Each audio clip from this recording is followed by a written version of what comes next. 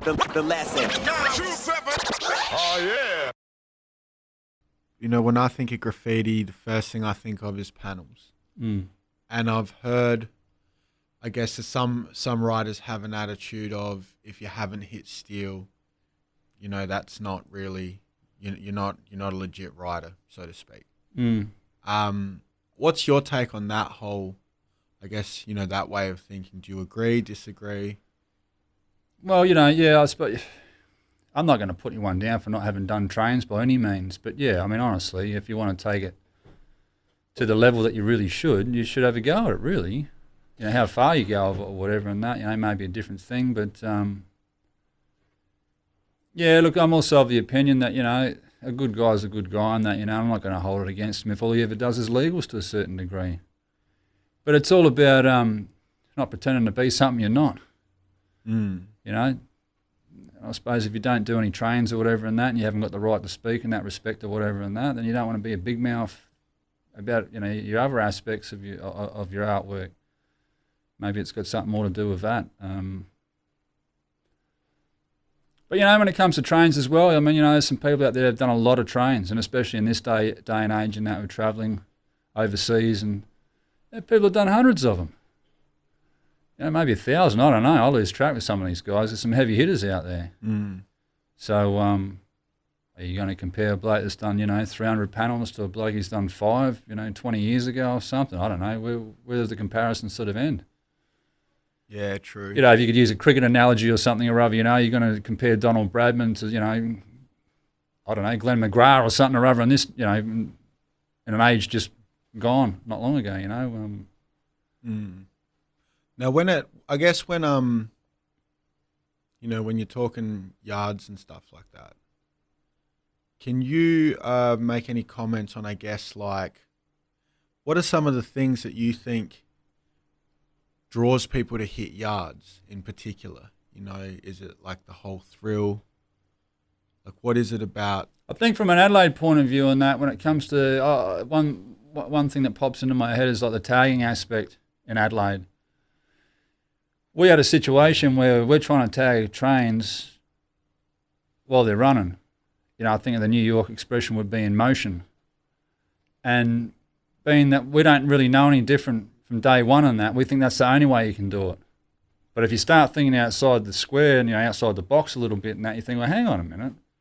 If I can sneak into where these things are stabled at night, I can tag a lot of these trains, a hell of a lot more than just trying to sneak a tag here or sneak a tag there, or maybe getting half a car done, or, you know, maybe a full car or a couple of cars or something or other if you're really adventurous, you know, while they're in motion.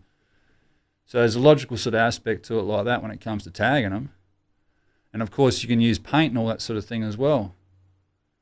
But yeah, I suppose from an Adelaide point of view, most people try to do these things while they were running. Not everyone could sneak out at night. You know, difficult with parents and things like that. So you try and get as much done as you can during the day, really, and taking advantage of the situations that you have. And so this is where sort of, you know, hanging outside of the train or outside the doors and all this sort of stuff comes into play a little bit, you know, and trying to get tags on the outside of the train, doing jump downs, doing run-ups at, you know, at train stations and things like that to alleviate the need to go to these yards.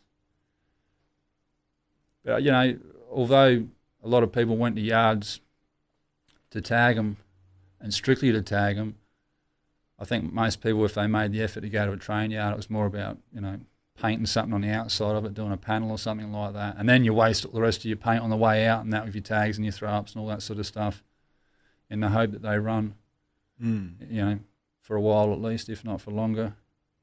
And when there's times in those yards, does it vary? Like, because sometimes, you know, you see full colour burners and it's just like, wow, how long does it take to do something like that? Some riders are faster than others. You know, I know there's some riders in Melbourne and, you know, I'm a little bit out of touch with it. They're probably even, you know, they'd have to be way faster these days as well, you know, with paint that's developed that's high pressure and all that sort of thing with, you know, the thick nozzles and all that sort of thing. I mean, they're much larger than the sort of things we dealt with. But, and you know, I just think of older riders like, you know, Reach and Tilt and people like that. They can whip up a full colour sort of really nice burner in that in 40 minutes or something or other or less. And, you know, that'd take me a hell of a lot longer than that personally. And I think the older you get, the slower you get somehow. I'm not sure how that works, but yeah, it seems to be a bit like that. Because maybe you care a bit more as you get older and you don't care so much when you're younger. I don't know what the hell it is, the impetuosity of youth or something or other and that. You just get stuck into it. Mm. But, as far as yards and that sort of thing goes, like anywhere really, it's trial by error. People might take the fanciful view of, scoping out a yard and seeing when security comes and all this sort of stuff. But, really, it's all about just getting in there and that, and giving it a go. He who hesitates masturbates, mate. It's that bloody simple, You just got to go in and give it a go sort of thing and that, And only by that sort of, trial by error situation will you understand how long you can spend and who will come or who won't come. And then you try and push the envelope a little bit further and the panel starts becoming an end-to-end, and end-to-end becomes a top-to-bottom. You go, bugger it, let's do a whole car. What paint works better than other paint, Some sort of worked a hell of a lot better in yard situations than others. Painting red hens and that took paint, a little bit differently to painting silver trains, for instance. Square nozzles were used a lot of the time in my sort of era and that, but you could get some good square nozzles and you get some bad square nozzles. And you start filling in with a Spartan chrome or something or other, that's a pretty chunky chisel tip and good quality paint. I mean, that's called liquid chrome for a reason. And that covers bloody everything. And so there's no drama there, whereas you use something else, like, I don't know, a fiddly bit spice peach or something or other with the nozzle that came with it and that, and you're doing a few coats and it's a bit runny and all this sort of stuff. But then trains are generally not as neat, even in this day and age, as walls have to be, if you want to put it that way. There's a lot more leeway, so to speak, in that when you're painting a train and that. You can get away with drips, you can get away with things being a bit patchy or whatever, because today it's a train. So, you don't have to be so on point with all that sort of stuff. With a wall on that, it's going to be there, well, legal wall maybe, it's going to have to be there a hell of a lot longer or whatever, and that's going to be scrutinised a lot further, and people are going to care about drips, people are going to care about coverage and all this sort of stuff. I personally never did. I've met some very messy writers over the years and that were extremely creative. Cage is a great example that comes to mind on that. The bloke was messy as hell. But his paintings are bloody fantastic, I reckon. And who cares? And I think it gives real character. I don't like seeing pieces so much that are so clean and all the rest of it and so clinical, and it doesn't have any human sort of element to it. I don't like seeing things that are so perfect all the time and that. But, that's just me also, perhaps. But graffiti is a raw sort of, it's a raw thing. And then, obviously the whole trial and error thing with hitting a yard. Being in that and being around people that are doing that, you would have seen people get caught out and there's certain consequences for that sort of stuff. What are some of the things that happen when people get pinched? Like, what are we... I remember getting done in Gawler once. Bloody hell, 21st of January. Gee, I can't remember the year off the top of my head, but yeah, it was the 21st of January anyway, I remember that much. Just before I was 18. And I remember I got done at Gawler and it had a fence around it at that stage. And I'm painting this train and I look down the road. When you're painting and that, you're looking left, you're looking right and all this sort of things to see what's going on every now and again as you're painting. And so I'm looking down the roads and that, and all of a sudden there's no one there anymore. And I'm thinking, what the hell's going on here? And the next minute I can see all these lights come from underneath the carriage. And, it doesn't take a genius to work out that that's not normal and something is awry. So I'm filling up my bag with my paint. I'm sneaking underneath the train and that, trying to get to the edge of the yard to scale the fence and get out of there. I get to the edge of the yard and that, and there's a couple of coppers there with a torch on me going, all right, mate, don't move and all this sort of stuff. And I knew that, the game was up. There's no point hiding. There's no point doing laps of the yard or whatever and that, because any point you're going to go to on that is going to be another police officer there. There was a car in the background. Obviously, these lights came from the other direction. So, there's a bit of presence going on. No point sending in the dogs or anything like that. And I just remember I just dropped my paint and that and just lit up a cigarette. Because I just thought, screw it, just bugger it. What are you going to do? Mm.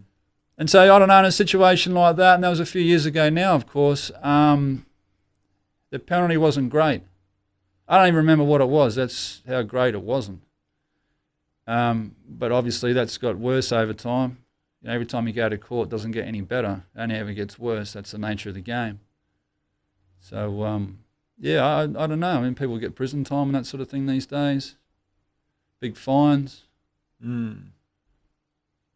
What have you heard of any like monumental fines that anyone? I can remember off the top of my head. I remember JC, for instance. He got done for trains in Sydney and that. You know, old school Sydney bloody legend, mate. Train king. The guy had done over 100 panels, I think, by about 1987, and practically retired by then. I mean, this is an Australian legend. He's passed away now, unfortunately, but yeah, an absolute Australian legend by 1987 to have done that much. And he got whacked with something like a $20,000 fine back then. He never paid a cent to his credit. You know, he lived with me for a portion, and yeah, no, just hilarious the way that bloke could dodge a bill. But yeah, $20,000. But at the same token, what are you going to give a young person a $20,000 financial lead weight around their neck? I mean, you know, realistically, do you really expect them to pay that? How? When? You know, these are the sorts of fines you give to a corporate sort of situation or something or other. You know, it's a complete setup to give it to a young person and that. They're not going to pay it. Yeah, what with? Well, they're going to have some sort of epiphany or something or other and that the next day and that, and go and seek gainful employment and that, and then pay it off for the rest of their days. I think if they had that sort of frame of mind, they wouldn't have been in the yard in the first place. It doesn't make a great deal of sense from, you know, a court point of view. You know, like it's just really ridiculous. Community service and things like that are a bit more proactive, I believe, if you care about a community sort of base, you know. But fines are just stupid. Jail time, you know, I think that costs the government more than it's going to cost the individual. You know, it costs money to lock people up. It's just the simple mathematics of the situation. So you're really going to have to work with people. What are the sort of things that you got to look out for, or that put you on edge? You know, obviously security being one, and alarms and triggers and all that kind of shit. There were no alarms, there were no triggers or any of that sort of stuff. If any of this sort of stuff I was involved with in that, there's just about perhaps a security check, and that's about it. And generally a lot of it was to do with getting in there and getting out. Once you're in there, you're laughing. But if anyone saw you getting in or getting out or whatever, and that's when the alarm bells would ring, so to speak. I can remember one situation where we were going somewhere once and bloody hell, yeah, we were going somewhere and we dropped all our paint off and that, went and parked the car and that, came back to pick our paint up, only to see the neighbour come out, pick our paint up and that, and walk into their house with it. And we just all looked at one another and thought, okay, well, that night's over and done with. So the neighbour had seen us pull up in the car or whatever and that, seen us stash our paint. And then by the time we'd had a chance to come back, it was they were grabbing it and confiscating it, so to speak, and that, and taking it into their house. So, yeah, they took the toys away that night. And do they have, like, dogs with them, like the way police have dogs? And in that situation, when I got done that time, well, they basically said, yeah, if you want to screw around sort of thing, we're going to send the dogs in. But, yeah, I don't think I actually saw them there or whatever and that. But, yeah, I would suspect on occasion that sort of thing could happen. But I think most people would agree in situations like that. Again, it's about getting in and getting out safely. And once you're in there and that, you know, you're probably shitting yourself for the first half hour and that. And after the first half hour and that, people are lighting up cigarettes and bloody knocking cans on the side of trains and that, you know, and all caution goes out the bloody window to a certain degree and that, you know. And I can remember situations with, you know, one individual coming up to me and that and going, this is easy, isn't it? And then just heading back and continue on with their painting and that, you know, and it was bloody hysterical, to be honest. I just thought, bloody hell, mate, you got time for this? Get back to what you're doing.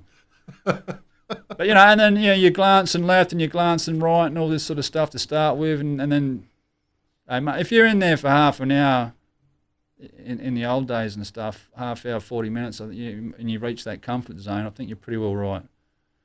So, but, you know, you never know. So I imagine if there was no...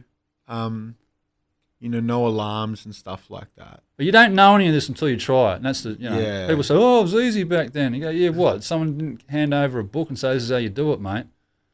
You have no idea, you know, until you go in there and just test the waters. Yeah, that's crazy. And no one's training you up or anything in that, you know. First yard I went to, I didn't even know where the hell it was and that. We just, you know, knew it was at the end of the line. And Luckily, the guy I went there once, with some other guys. But he certainly didn't know what he was doing either. And as even when you get in there and that, you go, well, shit, this is a bit higher than I thought it was and that. And you pick a different row or whatever and that, the gradient of the ground may be slightly different or whatever and that, and you can get a bit more height. And, and if you're height challenged and that sort of thing, that's going to be a difficulty. And, geez, we should have brought a crate with us and, all this sort of stuff. And, like, I understand that these days you can't just snip fences because it sets off silent alarms. And I think actually that time I got done, that was the big giveaway in that. We cut the fence. If we hadn't cut the fence, we cut the 3 rows of barbed wire that they had at the time and that. If we hadn't cut that, then, the security checkers, I think it was, that came around and that wouldn't have noticed there was anything up and that, wouldn't have called anyone. We were, deep in the heart of it, and unless they had heard us or smelt anything or anything like that, they would have no reason to stop. So if you're not cutting the fence, then how you'd go over the fence? Well, a lot of times, I think 99% of the time I went, there wasn't any fence. Wow. They put the fences in for a reason. So you were hitting yards before there was fences? No fences. No shit. No fences. So when would the fences and again, I know it sounds easy and all this sort of stuff. Everything sounds easy in hindsight. You're going to look in this situation in 20 years' time and that, whatever's going on in a yard now and that, consider now as a joke compared to what would be going on in 20 years' time. But there were no fences. This is extremely sort of naughty stuff, if you know what I mean. Like you're sneaking out from home, you're defying your parents, you're putting a whole heap of things at risk. The whole gamut of lines you across and basically to do what you need to do in that. Then, after you've finished your piece, now whether it's a line or a yard, and that makes no difference in that. You're staying out all night, you're sleeping rough. No one had cars or anything like that. A couple of guys or whatever in that, but the majority, no one had cars. You're just sleeping out. And so you're basically just getting in and getting out. No fence, no alarms, just keeping an eye out for security. Yeah. And might have a dog. I think the chance of having a dog's pretty rare. I mean, they didn't travel with dogs. Dogs would have been a special sort of situation. Hey, we've got some guys in here and that, we can't find them or whatever and that. Someone ring up the dog squad, and bring the dogs in, So that's a secondary sort of security measure. But I mean, I know it sounds easy in that, but it wasn't. And no one else was doing it. So, you're breaking new ground in that. So were you one of the first, if not the first, in Adelaide to hit panels? No, I was not the first in that. No, I wasn't even one of the first, to be honest, in that. There would have had to have been, 3, 6... Off the top of my head, at least 6, 7 guys that had been there before me. At least. Probably 10, 12. Chrome and people like that were there before me. Cage was there. The OK Crew guys from Outer Harbour. Certainly, Rust and Run and Tense, Wiki, Marl, Sprint. There are a lot of guys that were earlier than me. Style, Bomber. So maybe there's 20 that were there before I was there. Easy. And were you ever going in solo, or you'd always go in with 2? Yeah, a couple of times I went solo on that. That's pretty freaky, man, believe me. Yeah, that's pretty freaky because, when you see trains creak at night and that, you can hear them creaking, they talk to one another in a way and that, I don't understand the mechanics of it all or anything and that, but you hear sort of some freaky sort of noises. And when you're painting with other people, you can at least bounce off one another a little bit and go, hey, did you hear that? What do you think of that? No, I reckon it's cool, mate. Keep going or whatever and that. When you're on your own, you only got your own imagination and your own sort of assessment of the situation to deal with whatever's going on at the time. So, a couple of times I went my own and that, and it scared the shit out of me. And you do what you got to do in that, and you get the hell out in that. Yeah, wow. But it's an interesting experience on your own, that's for damn sure. So much different. Oh, yeah. Yeah, like I said, you haven't got anyone else to sort of, bounce off and check things. And it's pretty freaky. And then, so why would you go on your own? I can remember one particular occasion that it was supposed to be a few of us that went and that, but they just all got drunk and that and go, hey, no, don't worry about it, mate, I'll go next time and that. Go, well, screw it, I'm going anyway. So, that was roughly the story of that one. At around what time did they start introducing the fencing to the yards? And that'd be around the 90s, I reckon, early 90s or something or other. I don't 100% remember of all that sort of stuff, to be honest. Yeah, I reckon it was early 90s. I think by 91 they probably had a fence going on around Adelaide. And then, it got... The security changed over the years, when I was staying in Gawler, which I think Gawler, so they probably had a fence in 89 maybe even. No, hang on a minute. That was 1990 as well, perhaps. Yeah, so, you got a three-rung sort of barbed wire thing going on that, and then there's tiger wire, and, they sort of escalate things, and I think later on they end up having sensors and stuff like this, and, and then, lights, and then higher lights, and, they learn by their mistakes. And they work out, it's not difficult for them to work out which areas are being hit or whatever and that, and then, work on those from a security sort of point of view. And I always said to people in that earlier on in that, this is not going to be a difficult thing to stop. You look at Adelaide, we've probably, I think back then, off the top of my head, we had something like 5 yards, if that. That's 5 areas to lock down sort of thing from a security point of view. That's a pretty easy task. You look at other states and other countries and that, they have a lot more stabling sort of areas and that they have to, secure, and therefore it makes it more difficult. As I've said to people that go overseas and that, don't think for a moment it's any easier. There's just a hell of a lot more opportunity. And they can't be everywhere at any one time.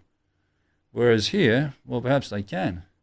And I think, in Belair in the end and that, they had like a full bloody corrugated iron or something or other sort of fence going on that you couldn't even see through.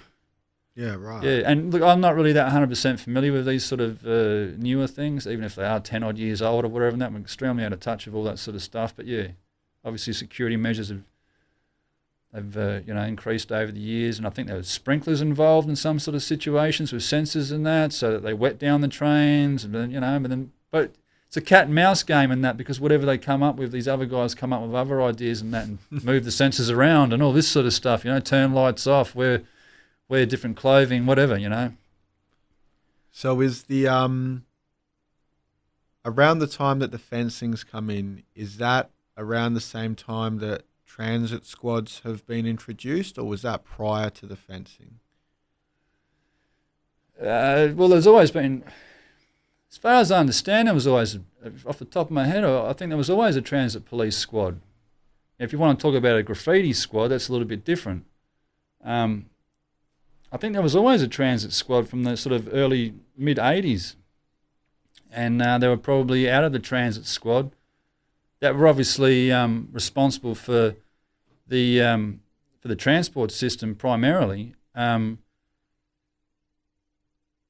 of those guys, there would have been, a handful of guys that took a special interest in actually graffiti writers, and then, by the late 80s at least, and certainly in the 90s and that sort of thing, a sort of second wave of these guys, they were the designated sort of, group of people. But whether you'd call them a graffiti squad or anything like that, I'm not really sure. And then down the track, transit police officers are now all, I think, South Australian police officers. So there's no distinction. Yeah. And in the old days, I remember transit police officers only had jurisdiction on the on the transport network. So there were situations where some of them, I think, were full-time coppers and some of them were just transit police, so to speak. And the ones that were just transit police, when you walked off their property, there's nothing they could do. So they were sort of glorified security guards in a way. But certainly there were certain members of the transit police force who were full-fledged police officers, detective sergeants and all this sort of stuff that could go anywhere and do anything and all that sort of stuff. Do the names Rose and Ches ring a bell? Oh yeah, just slightly. Do you care to tell us a bit about those? Brian Rose is a top bloke, really. I got to say, he's a top bloke. The relationship I had with him and that, he did his job. And he didn't take his work home with him and things like that. No, he was a decent bloke. No, we had a cat and mouse game that went on in that, and we were first name basis. How's it going, David? How's it going, Brian? He's a nice bloke. He was doing his job. I was doing mine. And so who was the other guy? Ches. Yeah, I remember Ches. I didn't have much to do with him. Ches always sat back. I think he was like part Indian or something or other, like American Indian or something or other. That's what he looked like anyway. And Ches, I think, I wouldn't even know, but I suspect it was just like a nickname or something or other.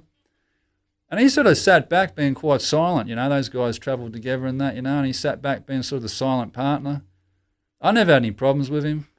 Others may have or whatever and that, but yeah, no, in the interaction I had with those guys and that, he kept right out of it. I just dealt with Brian. Mm. Now, were you, obviously you were quite active in the 80s. Mm. Did you maintain as active going into the 90s? No, not in the same respect and that, yeah. No, certainly just different. I've always tried to paint and that, and I did a lot of paintings, I think, through the 90s and that I didn't really like and not overly proud of or whatever, but I did some good ones as well, I suppose. And were you still in the yards in the 90s? No, nothing like that, no. So you'd moved away from that by that point? Yeah. Yeah, right. I dabbled in a few overseas and that was interesting. That was late 90s. So whereabouts overseas? I tried a few different places in that, England, Spain, Poland. Yeah, a few Berlin. Yeah, a few different places and that, but yeah, they weren't always that successful. Take graffiti in Adelaide. Obviously, it's smaller, so there's obviously less crews, a smaller community. But other than that, like, are there any differences in terms of styles or just general cultural differences between Adelaide as opposed to, say, Sydney or Melbourne? Adelaide, just in general, is a really backward sort of place in that. You don't really realise it so much until you go travelling. I'm just not talking about graph. I'm just talking about stuff in general and that, people used to talk about it being a serial killer capital of the world and all this sort of stuff. I mean, it's a pretty backward joint, man. And, what I was mentioning before about, the shops closing at 12 on a Saturday and not being open on a Sunday and that. There's a lot of stuff going on here. It was sort of out of sight, out of mind and that, And so that, that sort of rolls on to graffiti as well. And one thing about Adelaide that I've heard from interstate riders when it comes to style of Adelaide graffiti pieces, and I couldn't comment so much now or anything in that, but obviously, earlier on, in the 80s and that sort of stuff, is that we sort of had our own style, which was, it's a good thing, whether it's right or wrong or whatever. And at least it was original. Melbourne had their own thing going on that, where everyone was doing similar sort of stuff, and Sydney had their own thing going where everyone was doing similar stuff. But Adelaide, again, was its own entity when it came to style. And, as I said, I heard from other writers and stuff that they really liked Adelaide stuff because it was really different. And we've access to different paint and all that sort of stuff, so you're going to use a different sort of colour combination and things like that also. But yeah, smaller scene. I can't really think off the top of my head any other sort of differences in that, that sort of really stand out. Not as many writers or anything, maybe a bit more closer knit in the 80s and that. Everyone sort of knew one another pretty well. There weren't too many mystery sort of guys going on. Melbourne, Sydney, these are bigger cities and that, Yeah. So they would have always been the more dominant cities when it comes to graffiti. Yeah, definitely. I mean, I think of early sort of, I don't know, I'm a bit biased as well in that, but I think of early sort of Adelaide graffiti in that 85, I think we really held our own, when you want to compare it to other states. I think we really did. There were some really major sort of pieces that were done here and that, by some good guys. And, Melbourne and Sydney were a lot more active on trains and that, a hell of a lot earlier.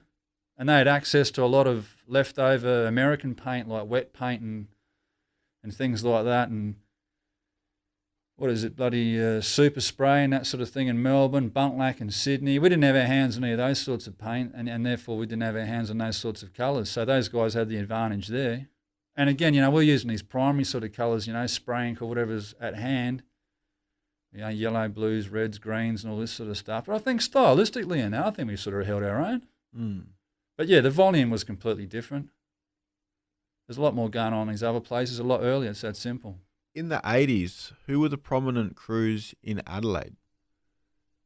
Is it like the early 80s, like the start of it and that, or later on? Or I guess go from the early 80s and then...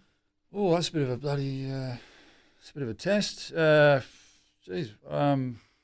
Early 80s, CIA, Crazy Legal Art. By about 86, FBA, Fast Breaking Art, I think it was. I could have that one wrong. USB, Unlawful Street Boys, that was about 86. I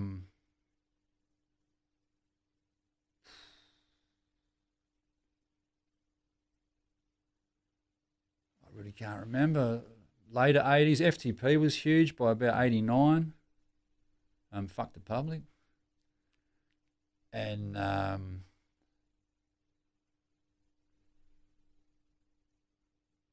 don't know. There are a lot of sort of just, half-assed crews and that, I suppose. There had to be other ones as well. I really can't think off the top of my head, to be honest. There had to be other ones. Mm. Yeah. I mean, there are a lot of riders in the early sort of, mid to late 80s and that. There's certainly more crews getting around than that. I can't think off the top of my head. But yeah, that was some big ones. And then, even though you didn't continue painting as much into the 90s, did you sort of still keep up with what was going on? I painted a lot in the 90s and that. Of course I did. I painted all through the 90s as well. I just, I have fonder memories and clearer memories of the 80s because it meant so much more to me. Mm. As I said, the last time we spoke, the 90s were a blur to me, and that's a personal sort of issue as well. And that, I was drinking a lot. And, it was a bit of a blur in that, and I didn't see it as important. And now I look back on it, and of course it was important, and as time goes on and that, it's going to become more important. And, perhaps it'll become as nostalgic to a certain degree, as the 80s are to me now. Mm. But, I dwell a bit on the 80s. Tell us a bit about the Red Hens, and I guess what makes them so iconic. Yeah, just grew up with them, I suppose. That's the bottom line, really. I mean, before the Red Hens, you had the baggage cars. And then the baggage cars ran with the Red Hens. Often you'd have a Red Hen carriage, a baggage car, and then a Red Hen carriage in much the same fashion as they have at the Port Dot Railway Museum now. But there was certainly longer carriages I remember catching in that in, 87? And guys that were involved with catching trains earlier, 85 and 86 and that sort of thing. There's certainly more baggage cars around then as well. I think they were taken out by about 87. And the reason of that was was it the Granville, I think it is, the train disaster in New South Wales. So the baggage cars are primarily made of wood, and in Sydney the bridge collapses on their wooden carriages, and it gives everyone a clear message that these things are bloody useless as wooden carriages and that, and do not protect people and that. So the word goes out, as far as I understand, throughout Australia, get rid of your wooden carriages. So that's the death knell for the baggage cars. And then, the Red Hens become the primary sort of trains here in Adelaide, which I believe was sort of introduced around in the 50s. And, saw a great deal of service here until the early 90s, I believe, something like that. But, I love those trains, and it's a nostalgia sort of thing because we were brought up with them. And all old riders, I think, throughout Australia and that, they all have their old carriages like that. Sydney have their red rattlers. Before that, they were actually white with a blue stripe, I believe. I remember that vaguely. But, the same carriages, painted different colours. So, Sydney had their red rattlers. Melbourne had their blueies. But these are all the same sort of generation of carriages and that, and everyone liked these trains and that. They were flat generally. Red Hens had a few flat cars throughout, completely flat cars throughout their fleet, but the majority of them were mostly flat with a couple of bloody ridges on them. And everybody preferred those because I think it was like 1987 or something or other when the 3000 class trains come out and that, and they have the silver ridges. Mm. And, and every other train, I think, since then, except that seemed in Melbourne, you get a few flat cars that are brand new these days. But, all the other trains that we came across from then on, the super trains, they must have come out earlier in the 80s, the super trains. They were around before the 3000s, of course. And they all had ridges. So if you go into a yard and that and you want to paint a piece and that, you want to paint the train that hasn't got the ridges. So you're seeking out the Red Hens. But yeah, so when, you know, older riders are nostalgic about red hens and that, the doors open readily and that, you can do your hangouts and all this sort of stuff, you know, the door would be closed, you could open it up, drop a tag, roll it back again, hide your tag. You know, you could work with them a bit in that, you know. Whereas, you know, the newer trains are a bit different. All the doors are obviously automatically closed, and there are ways around all these sorts of things, but yeah. And then, you know, and red hens in the summer, you know, you're kicking the doors open or whatever and that with the you know, the wind coming through and the so-called air conditioning. You know, it was brilliant. They were bloody hot in the summer, but yeah. You know, older riders are just nostalgic, I suppose, of red hens. And what's your what's your take on freight train graffiti? Oh, it has its place. I just don't like people that refer to them as, you know, I've done 10 panels or something or other, and you have a look at the photographs and they're freight trains. They're not panels. There are good freight trains and there are bad freight trains. You know, the elephant cars, whatever they call them, and that, the white and the yellow ones that are predominantly, I think, at the end of the carriage. They're nice ones to paint because they're flat. You know, and everyone's dabbled in freight trains. No, there's nothing wrong with them. And certainly they've got to be, I would think, in the, you know, the echelon of things to paint and that, they've got to be higher than a wall. But I don't consider them trains, and, you know, a whole car and a freight is not a whole car and a passenger train or anything like that. So there's a difference, but, you know, there's nothing wrong with them. But then you look at people, you know, like, you know, Cab and Risk and Boots and all those guys out in Mount Gambier and that, just hammering away these freights and that, you know. Well, it's brilliant. There's nothing wrong with that at all. They're making the most of the situation that they have. But I'm sure if they had a red hen yard out there and that, you know, they might not be going to the freight yard so much. But, yeah, no, it all has its place. And, of course, you know, in America, you know, these days and, you know, last 15-odd years or whatever the hell it's been and that, there are some heavy-hitting sort of freight painters and that, you know, and there's nothing wrong with that sort of thing. So why is it that you consider hitting freighties, I guess, different to passenger trains? Is it because it's harder to do passengers? No, it's nothing like that. If you look at the whole reason behind painting passenger trains in the first place, you know, the metropolitan trains, I mean, the whole idea in New York and that was to paint a canvas that travelled around the city and took your artwork around the city to the people so it would get viewed more often. That's the bottom line with it. You know, and you can do that with a freight train, of course, but, you know, it's a little bit limited. Having said that, you know, painting passenger trains here, you know, red hens or whatever in Adelaide and stuff's a little bit limited also, because you're not going to get quite the same exposure as you would in New York in 1972 or something or other, you know. You'd be lucky if the bloody thing runs. And if it does, it'll only be for the morning or whatever, or the day, or you might get 2 days out of it or whatever and that, you know. There's some exceptions to the rule, but, yeah, I don't know, you know, we're a little bit blinded by all that sort of stuff, you know, but they just seem to be the target. But, you know, freight trains are a little bit hit and miss. But then I remember talking to a guy, you know, in the later 80s and that, you know, it was from Perth. And he said, have a look at this train and that, you know. We don't know where it's from and that. It was a freight train. Have a look at this photograph. It was an MIA panel. And it was from Mount Gambier. So if you do the math on that one was painted in Mount Gambier and travelled all the way to Perth. That's some serious kilometres. And it served its purpose. You know, like, these guys got to see it in another city and was sitting there scratching their head going, have a look at this, it looks cool. So, you know, nothing wrong with that one. I think it was Raid that was responsible for that one in Mount Gambier, and that was the job well done. But, yeah, freights are a bit different, and they have changed over time as well, you know, because when I assessed the point of doing freight trains and that as well, you know, my thoughts are probably a little bit sort of antiquated as well on that, you know, because I'm thinking about Mount Gambier and I'm thinking about Dry Creek, and it was sort of hit and miss and all this sort of stuff. And if you go past Dry Creek, I think these days and that, the whole joint's caned. It never used to be like that, you know. If you saw a panel on a freight, it was a rare occasion or something or other. These days they're absolutely trashed. So, you know, perhaps these guys are taking it a new level. But certainly, come on, you know, like a passenger train's way better, man. Halfway over the windows, end to end. Come on. This looks way better, doesn't it? Yeah, it's aesthetically bloody pleasing. Star Wars. That was the stuff, man. Star Wars was the killer. Star Wars was a great movie. I mean, you know, earlier on in that, you know, So what Star Wars is made in 82 or something or other. By the time about 85, you know, there's the odd copy floating around here. Dead hard to get your hands on. You couldn't go to a video store and hire it. You couldn't go to a shop and buy it.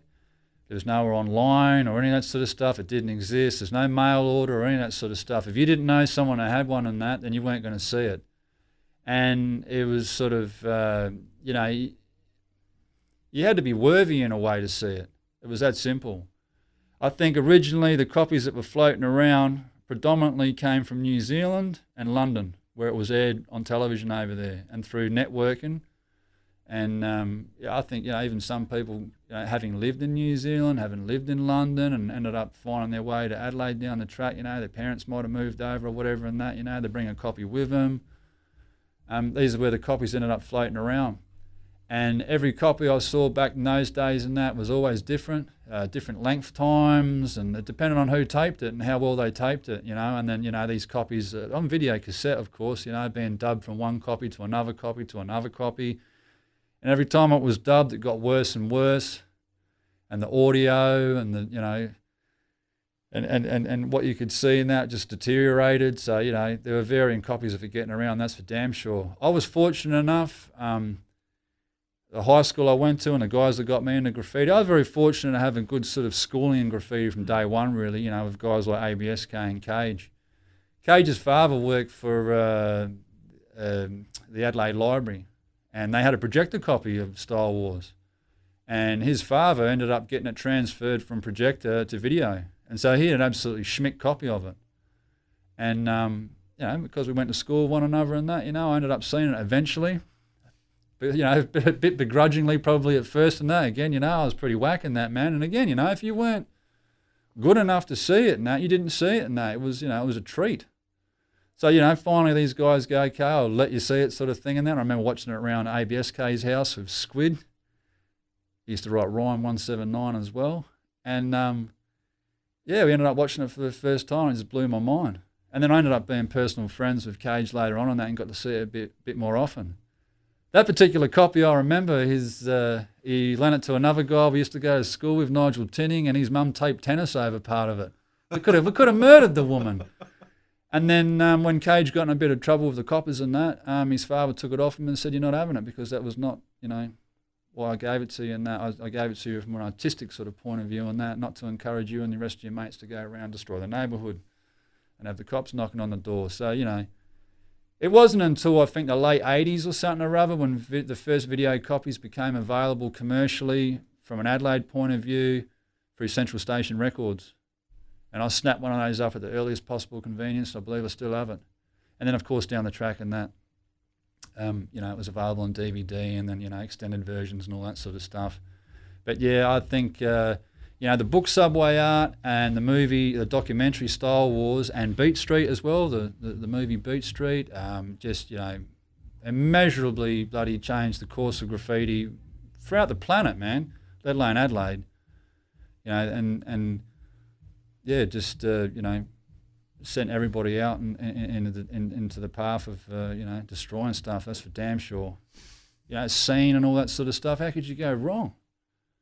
And then, yeah, obviously, Wild Style, I believe Wild Style, and I could be wrong here, was produced around the same time, and it was sort of conflicting sort of shooting, you know, filming sort of timings going on there and that. And so I think that's why you don't see Lee so much in Star Wars, because him and Lady Pink are doing Wild Style around the same time and that. So, you know, there's conflicting sort of schedules going on there and that.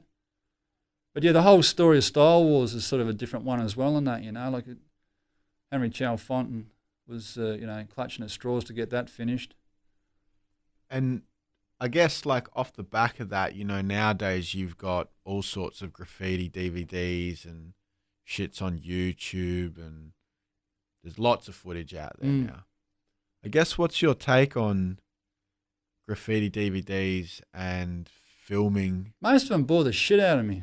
They bore the shit out of me, man. I don't know, you know, like Star Wars to me, and even Wild Style for that matter, and that, they're the benchmarks, you know, and it's pretty hard to surpass that. I have seen some good ones though. I remember a muck came around my house once. Now, he had a suitcase full of DVDs, man, of graph movies. And this is some years ago. He's probably got 3 suitcases or something full now. That guy loves that shit. And I know some other guys like Swayze that's got way too many movies. And, there are definitely some good ones amongst them. But, a muck said to me, he goes, do you want to borrow some of these DVDs? And I said, well, no, not really, mate, because I'm not going to go through them and watch them all and that, you know what I mean? Like endless people just walking down the street and doing throw-ups or going into train yards and doing throw-ups or whatever. And I go, well, I want you to choose the 10 best ones out of this whole suitcase and that, and then I'll have a look at them. And so I did. And then, there were some pretty decent ones in that, and I think I might have ended up dubbing 5 of them or something out of the 10, because I thought they were really good in that, because they had something more. Something more of a story to tell, just an endless amounts of vandalism and that. I've seen vandalism, man. I've done vandalism and that. Let's say they can motivate people to a certain degree to go out there and do a bit more if they want to and all these sorts of things and that. But no, I want a bit more than that, to be honest. I remember 2 off the top of my head that were pretty good. There was one called Riders from France. I think it was primarily Paris, as a guess, and that was like a French-style wars. That was really, really cool because it went into the history of sort of French graffiti and all the rest of it, and it was a bit of a crossover between Paris and London as well with the Chrome Angels and stuff like that, and I found that fascinating, so that was really, really cool. And there was another one I think was called Power of Style or something or other, which is a Berlin one, and Berlin guys don't mess around, man. Germans are nuts. Yeah, we can do this, and, they're power machines, man. And so, that was really cool as well because, those guys, they're keeping it real, so to speak, when it comes to graph. That's for damn sure, man. And they got like an old school flavour as well, Berlin and that, with their style of graffiti. Well, at least back then anyway. This is going back a few years and wearing their Puma suedes and all this sort of stuff, Yeah, I dig all that sort of stuff. But, it's all got its place. But then, I understand with younger generations that, it's the bee's knees in a way, everyone loves filming what they're doing. I think that's quite interesting, filming all your illegal shit and that. There's a right way and a wrong way to do it. And I don't understand filming your crime, but anyway, I find it odd. I'm just happy to get photos, the next morning or whatever, or at the time, get night shots, come back the next morning. That was good enough for me, man. But these guys take it to a whole new sort of level with all that sort of stuff. Yeah, man. That's why I asked. I'm like, it's weird. You know what I mean? It's a bit weird. It's entertaining. But I always think, like, fuck, do these dudes think about, like, if they get crusted, the evidence is just there? I saw one today in that, Ambush was showing me, of these guys from New York, that a guy and girl from New York and that, travelling around the place and that, and just hammering everything and that. And their faces are just fully on show with a lot of stuff they're doing. And I was like, okay.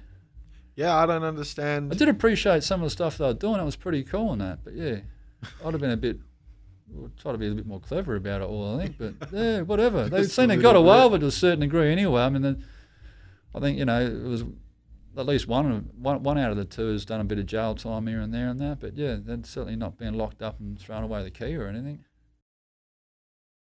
Graffiti magazines. Now, I've heard people have, different takes on graph mags. Some people love them. Some people think they're whack. What's your take on graffiti magazines? Books, magazines, videos, they all sort of fall into the same bracket of they can sort of be politicised and that. They're not always telling the truth, to be honest, I've seen magazines and stuff, with certain writers featured in them time and time again and that, and they're great pieces and all that sort of stuff, and you think, oh, these must be great guys or something or other, and you go overseas and you go, how do I meet this guy and this guy that I always see in these magazines? And everyone just turns around and goes, don't worry about them, mate, dickheads. No one hangs out with them. But they happen to know the guy that was putting the magazine together and that, So they're going to get their artwork featured in there. So, the truth, so to speak, can be a little bit misconstrued. I've always been the train of thought that just do what you're going to do anyway and be sort of real about it. If people choose to take photographs of it and you get patted on the back, so to speak, and those images ended up making into a magazine or any other sort of publication and that, then great. you know, you've obviously done your job well. It's about other people. It's up to other people to promote yourself. You shouldn't be promoting yourself. And a lot of people do promote themselves. They chase magazines and they want to get sort of exposés in there on that. It's all about them and all this sort of crap. And everyone pats them on the back online, all that sort of stuff. And it was never really intended to be like that so much, I don't think, you know. I think of the first first Australian mag, Vapors, I think it was in Sydney, late 80s, by Blaze. And I think his was a fair cross-section of who was actually out there doing stuff. That's the way it should be. He didn't favour anyone or anything, as far as I understand. Hype magazine came along later on that. That was certainly a little bit sort of bit of favouritism going on there and that. There are certainly some people that don't get along with other people and that. They're never featured in these sorts of things. And that's a damn shame because they did a lot of damage and that sort of stuff and they probably deserve to be featured. But because, you know, they piss certain people off or whatever and that, they're ostracised and they don't make the grade. You look at Subway Art, the same thing goes on there. There are plenty of writers that were writing in New York at the time and that don't make the cut. And because they couldn't be bothered hanging out with Henry Chalfont. Or they didn't like him or whatever, you know, or other guys that were there sort of manipulating the situation and that didn't like him or whatever, you know. So it's not always a fair sort of indication. And then later on, of course, with the advent of easier access to media, and anybody can make a magazine these days, anyone can make a book, anyone can throw a DVD together, you know. This is evidenced by how many are out there. Is that the real story? Is that the truth, so to speak? It's certainly not impartial or anything, is it? It's, you know, we missed out back in the day and that, so here it is. We're going to, you know, we're going to put our 2 cents in, you know, and we want to be heard, you know.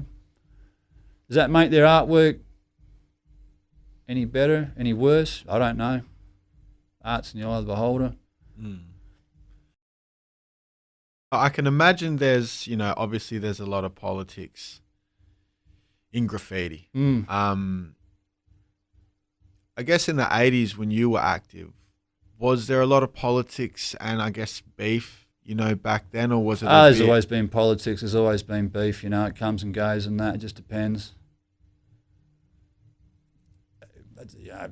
I just don't, I have nothing to do with social media or any of that sort of crap these days now. I just don't care anymore and that. It's got a lot to do with it. I'm just too old and too grey to even care about stuff like that. I don't care so much anymore, you know what I mean? But certainly, yeah, of course, look, you know, we're dealing with, graffiti's all about ego and it's all about promoting yourself and projecting an image of yourself and that. You know, that's what it's all about. Of course that's what it's all about. And there's a great fierce competition going on and, the whole way through it. That's for damn sure. And with that is going to come politics. With that are going to come arguments and beef and all that sort of stuff. It's going to happen. So you would have caught a bit of beef back in the day? Oh, yeah. Well, you know, I've always been pretty opinionated and that sort of stuff. So, yeah, you know, you're going to open your mouth, you know, you're going to cop a bit and that. That's all right.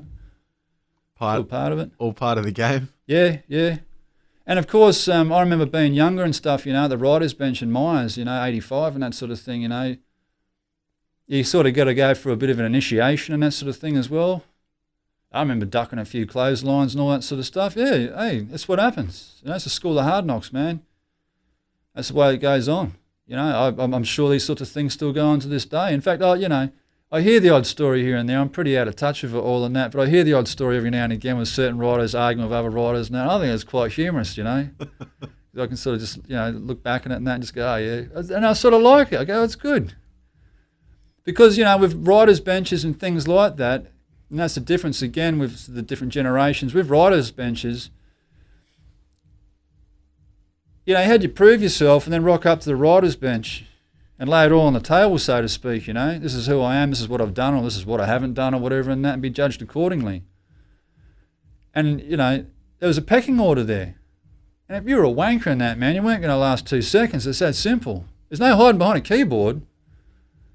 You know, like, it's just, it's honest. It's absolutely honest. These days, there's no writer's bench. No one answers to anything anymore. There's no thumpings going on or any of that sort of stuff. There might be occasionally at a nightclub or something or other. I wouldn't know so much. But, yeah, it's certainly not like it used to be. There aren't as many people dodging bloody clotheslines, you know, these days as there bloody well should be, you know. So do you think there was a bit more a bit more of that, like a bit more of the ruckus going on back then, like dudes are getting in the early checked a lot days, more. definitely in that, I think, I don't know. I was brought up differently in that, to listen to older people, whether it was writers or your parents or whatever and stuff, So a lot of times I'd be at a bench or whatever and that in the early days. I'd shut my mouth and listen and learn. But, these days everyone's got an opinion. Everyone's got a platform. Everyone apparently deserves to be heard. Yeah, not everyone deserves to be heard. Some people should just shut the hell up, man. Yeah, man. But that's what social media is all about, and that, it's some sort of spoiled brat mentality or something or other, Look at me, look at me. That's why I look at it anyway. Yeah, social media is... It should be a lot more objective. That's, things like this, We've Facebook and posts and movies and, DVDs or whatever, the graph related and stuff, I think it should be objective. Mm. But no, everyone's got their own agenda. But, again... It's a graffiti thing in that where, you're building an ego and as they say in New York and that, you're like, it's about how you look and it's about how you act and that, You might be broke as shit, but you look good. That's what it's all about, man. You know what I mean? That's the same with graph when it comes to bloody, painting things and that, like, never let the truth get in the way of a good story, That's what it's all about. When you first got into graffiti, how much of an influence was the music, and what were you listening to when you were, picking up a can and doing your thing? I'm probably very different to a lot of graffiti writers. I really am. I can remember early music and that in '85 and that. We had like the Triple M radio show on McGill Road. This is not Triple M as we know it today. It's just a real, dodgy radio station. I remember going there a couple of times and that, I think some dudes racked some records or something or other. But yeah, earlier on, like '85 and that, and I don't even know who ran it and that. There was a show called the Hip Hop Rock Show from memory. And access to music was not easy in Adelaide. Just before Central Station and all that sort of stuff. So guys were taping this off the radio. And so I remember at school and that, there were guys playing me music on cassettes and stuff, It was UTFO, Bite It, and Roxanne, and just a few early sort of things like that. Later on, a bit of Man Parish or something or other. I'm not a really big hip-hop sort of person in that. I've got a few records that I like in that. But I think with me, it's I don't listen to hip-hop now. I only listen to sort of older stuff every now and again when I'm in the mood. I pull the record player out and stuff like that. I like EPMD, Tough Crew, Just Ice, Schoolie D. I like the real shit, man. But this is, they got fond memories for me. And I when I went to KRS-One and he's doing, that 9mm Go Bang and all that, I'm just losing my mind, man. I'm thinking of like Rhyme in 1986 and that, hanging out at bloody, the writer's bench at the train station or something or other and that. I'm having flashbacks. I love the music of that era and that because it brings back so many fond memories and that, and certain music reminds me of certain situations and certain people and that. But yeah, I like the tough old shit and that, man. I like scratching and that sort of thing. I love, Grandmaster Flash, and I remember early Grandmaster Flash records and that, your birthday party, I think it was, and stuff like that, like it's just corny as shit, man. But I love that stuff, because again, it's the memories of it and that. So earlier on, there was no music available here, man. You'd be pretty lucky if you could find anything flicking through a record store and that, CC Records or whatever it was, and Andromeda was another one. And the first sort of designated hip-hop sort of record store that I remember was upstairs in Adelaide Arcade, Soul Train. Is not to be confused with the one that ended up being downstairs in Gaze Arcade later on, I think it was. It might have been, I think it was Soul Man or something or other. They had some good music as well, those guys. That was more 87 and that sort of thing onwards, I believe. But yeah, Soul Train, I remember going upstairs there in Adelaide Arcade in 85, and they had the smallest selection of records. I'm talking, I don't know, I could be even exaggerating a bit here by saying 30 albums. And you just went by the name of the album. You couldn't even play them and hear them or anything. There was, it's just trial by error, that sort of thing. Like, oh yeah, I've heard this one's great or whatever, and you grab it and you take it home and that. That's why I remember sort of, going there with a few mates and that from school and that, Mark Anderson and that, and he bought bloody Grandmaster Flash's birthday party and all this sort of stuff. And yeah, we listen to that sort of stuff every now and again. and then, yeah, so it wasn't until later that sort of hip-hop ended up being a little bit more mainstream, and you had the commercial stuff coming in and that, and then eventually Central Station opened up. And but yeah, I'm very different to a lot of other people. I don't really listen to hip hop a lot, and that I really don't. When I was sort of writing in the late '80s and stuff, and that I like listening to Black Sabbath and stuff, man. I really did, because a lot of old writers and that in Adelaide and that, just old bogans, really, It's that simple. So yeah, we listen to bogan music, man. I still do. I love AC/DC and that sort of thing, and that's great to sketch to and all that sort of stuff. That's what I was listening to. And then, we're down the track and that, you find out that Scene and all these other guys, they're all listening to the same sort of music, man, doing Black Sabbath whole cars and all this sort of shit, and you go, oh, well, that sort of validates what we were doing, somehow, but yeah, I don't know. I thought that was pretty cool. But people have to realise that, graffiti was around before hip-hop. And a lot of people think that somehow that, graffiti, hip-hop, and breaking just all popped up on the same day or something or other, and that's not true, man. Graffiti was around probably before any of them, and they just happened to be three sort of separate sort of things that were going on at the time and that in New York, and maybe even originally in Philly, and they just sort of got amalgamated and sort of exported to Australia and that by people like Henry Chalfont, for typical American reasons. Money, they're hustlers, man. Here's a show we can take on the road and all this sort of thing. So we get a distorted sort of, view and history of it, and that by the time it arrives in Australia in 84, 85 or whatever, and sometimes early in some situations, very distorted. You look at Star Wars and that, he's talking about hip hop, it goes hand in hand with graph and all this sort of stuff. By the time breaking hits here in Adelaide and that, breaking graffiti seem to go hand in hand. Well, we didn't know any different. It wasn't until years later you sort of, you dissect it all a bit more and you go, hang on a minute. There were guys writing in the late 60s and that, man, and I think hip-hop started a bit after all that. So, yeah. When I think of 80s hip-hop, particularly late 80s hip-hop, two names that come to mind are Public Enemy and NWA. Yeah. When they come out, do you remember, like maybe not necessarily you, but the people that you were around, like really pumping that music? Public Enemy, was it Yo Bum Rush the Show? That's a legendary album. That's the only album I think that's worth a pinch of piss when it comes to Public Enemy, to be honest. I don't really like any of the other stuff. That's fantastic, that album. You can play part of it backwards and all sorts of stuff. It's brilliant. What was the other one you said? NWA. Yeah, well, I think NWA got a lot to answer for in a way. Because you're talking late 80s, early 90s and all the rest of it, and NWA pop up and that, and it's all a laugh and all that sort of shit, But people took it too seriously. And you got this gangster rap and all this sort of stuff, and all of a sudden, you got people trying to roll one another and thinking they're in LA, and, hang on a minute, what? And you listen to the lyrics of those sorts of things now, and you want to compare it to the older records. They're talking about how cool their clothes are, how many chicks they're hanging with, and the car they're driving, and all this sort of stuff. And you're talking NWA, what is it, bloody West Coast, and they're talking about how much rock they're slanging, and pimping hoes and slapping a bitch, and people took it all seriously, and then they're drinking a few beers and all the rest of it and that, and start thinking they are one of them or something or other and that, and it's sort of, I think graffiti sort of took a bit of a turn for the worse because of stuff like that. It scared off, a few good artists that didn't want anything to do with that shit, man. I want to paint, not fucking fight the bloke at the bench or whatever and that, for my shoes or something or other. It's ridiculous. So you feel that when NWA come out, like you can say that you could feel the effect of... Yeah, there was a switch, Yeah. I'm not saying it happened overnight or anything, but certainly if you look back on it and that, certainly there was a switch, I reckon.